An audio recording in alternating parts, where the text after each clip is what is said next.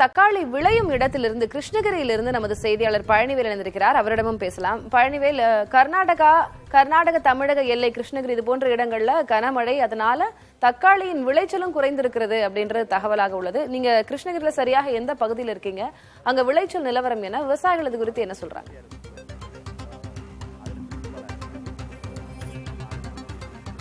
திலகவதி, தமிழகத்திலேயே தக்காளி அதிக விளையக்கூடிய மாவட்டமாக கிருஷ்ணகிரி மாவட்டம் இருக்கிறது. இந்த மாவட்டத்தில் மட்டும் சுமார் 30,000 ஏக்கர் பரப்பளவில் ஆண்டுதோறும் விவசாயிகள் தக்காளி சாகுபடி செய்கின்றனர்.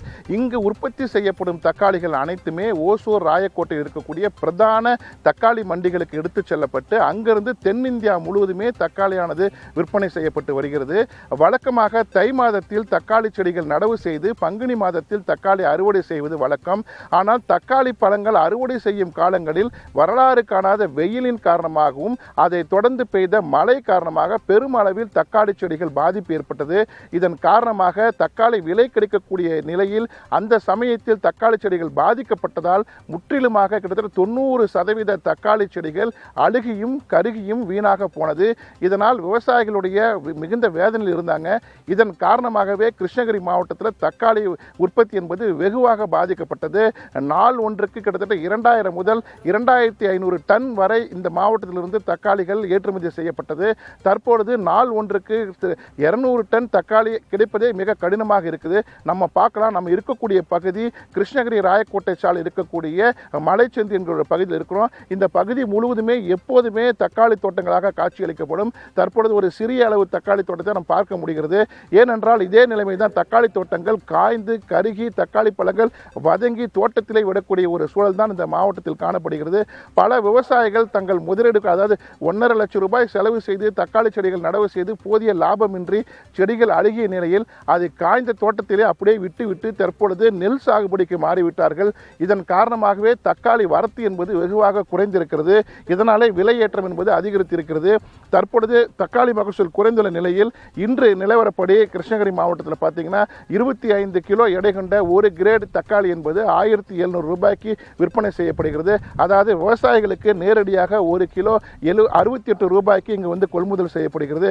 அவை இங்கிருந்து போக்குவரத்து மற்றும் இதர செலவுகளெல்லாம் சேர்த்து சில்லறை விற்பனையில் கிருஷ்ணகிரி மாவட்டத்தில் ஒரு கிலோ தக்காளி 80 முதல் 90 ரூபாய்க்கும், சற்று தொலைவே செல்லக்கூடிய தக்காளிகள் 100 ரூபாய் வரை விற்பனை செய்யப்படுகிறது. இங்கே நேரடியாக நம்ம விவசாயி இருக்காரு, நம்ம அவர்கிட்ட கேட்கலாம். சார், இப்போ கிருஷ்ணகிரி மாவட்டத்தில் தக்காளி எந்த அளவுக்கு வந்து பாதிக்கப்பட்டிருக்கு? கிட்டத்தட்ட ஒரு ஏக்கராக்கு வந்து விவசாயம் இங்கே செலவு பண்ணுறது 1.5 லட்சம் ரூபா. ஆனால் மகசூல் வந்து 3 அறுப்பில் வந்து தக்காளி வந்து அழிஞ்சு போகுது. அழிஞ்சு அப்படியே காய் பிஞ்சோட மழை வெயில் காரணத்தினால எங்களுக்கு வந்து தை மாதம் நாற்று எடுத்து அதை நெட்டால் நல்லா மகசூல் வருதுன்னு விலை விலை கிடைக்காத காரணத்தினால ஒரு விவசாயிக்கு அதிகமான நஷ்டம். ஆனால் வந்ததுமே வந்து 50,000 ரூபா தான் ஒரு ஏக்கராக்கு. எங்களுக்கு விவசாயிகளுக்கு ஒரு ஏக்கராக்கு 1 லட்சம் ரூபா வந்து லாஸு. இப்போ அந்த தக்காளி அழிஞ்சு இந்த நெல் நடவைக்கு போயிட்டோம். நெல் நடவுலேருந்து ராயக்கோட்டை சைடெல்லாம் இப்போ மேட்டு வெள்ளாமல் இருக்கிறதுனால தக்காளி வந்து மகசூல் ரொம்ப கம்மி ஆயிடுச்சு. 1 கிலோ இன்றைக்கி தக்காளியோடைய ரேட்டு 80 ரூபா 90 ரூபா. மார்க்கெட்டில் வந்து 60 70 கொடுக்குறாங்க. அங்கே அந்த லேபர் சார்ஜ் இதெல்லாம் எடுத்து வந்து போடும்போது விவசாயிங்க 1 கிலோ வாங்குறது கூட ரொம்ப கஷ்டப்படுறாங்க. 90 ரூபா 100 ரூபான்னா இப்போ மகசூல் ரொம்ப குறைஞ்சி போச்சு. ஒரு மண்டிக்கு வந்து ராயக்கோட்டம் மண்டியில் 200 டன்னு ஒரு இதுக்கு வந்தால் கிட்டத்தட்ட ஒரு 200 டன்னு 300 டன்னு தான் கிடைக்கும். குறிப்பாக இப்போ இந்த வருஷம் தக்காளி பெருசாக பாதிப்புன்றீங்க. மழை மற்றும் வெயில் காரணமாக இழப்பு எவ்வளோ இருக்கும் விவசாயிகளுக்கு? அரசு என்ன செய்ய எதிர்பார்க்குறீங்க? கிட்டத்தட்ட எவ்வளோ ஒரு ஏக்கராக்கு 1.5 லட்சம் ரூபாய் எனக்கு நஷ்டீடுன்னா 30,000 டன்னுக்கு மேலே நாங்கள் ஹெக்டருக்கு மேலே வந்து தக்காளி பராமரிக்கிறோம்.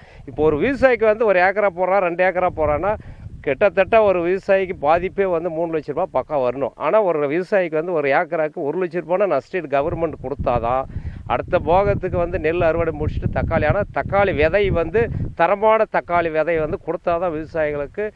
இப்போ இந்த ஆடி மாதம் நல்ல மகசூல் வர்ற டைமில் பூரா காஞ்சிடுச்சு. விதை வந்து எங்களுக்கு ரொம்ப தரமான விதை கொடுத்தாதான் அரசாங்கம். ஏன்னா நெட்டு அது 3 மாதம் 4 மாதம் தக்காளி அறுவடை வரும்போது ரேட் குறையும், எங்களுக்கு ரேட்டும் நல்லா கிடைக்கும்.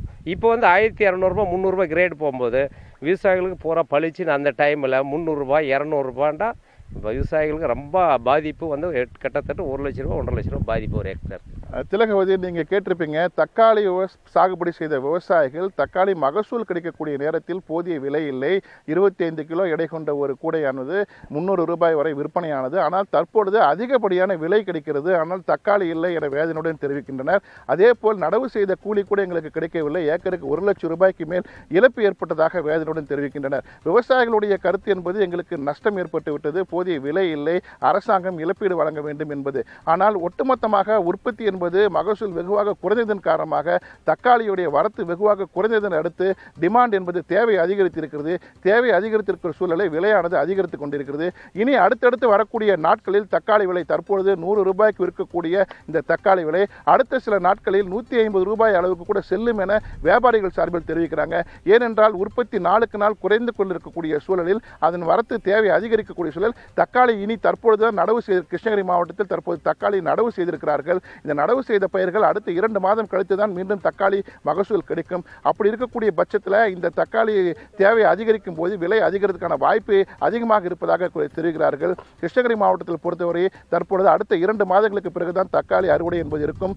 அதுவரை தக்காளி விலை குறைவதற்கான வாய்ப்பு இல்லை என்பதே வியாபாரிகளுடைய கருத்தாக இருக்குது. திலகவதி, வரத்து குறைவால் விலை உயர்ந்திருப்பதால் ஒருபுறம் பொதுமக்களுக்கும் பாதிப்பு, அதே போல தக்காளி கையிலேயே இல்லை, அழுகிவிட்டது, நாங்கள் மிகப்பெரிய இழப்பை சந்தித்திருக்கிறோம் என்று விவசாயிகளும் வேதனை தெரிவித்திருக்கிறார்கள். அரசு ஏதேனும் நடவடிக்கை எடுப்பார்களா என்று நாம் பொறுத்திருந்து பார்க்கலாம். உங்களுடைய விவரங்களுக்கு நன்றி பழனிவேல்.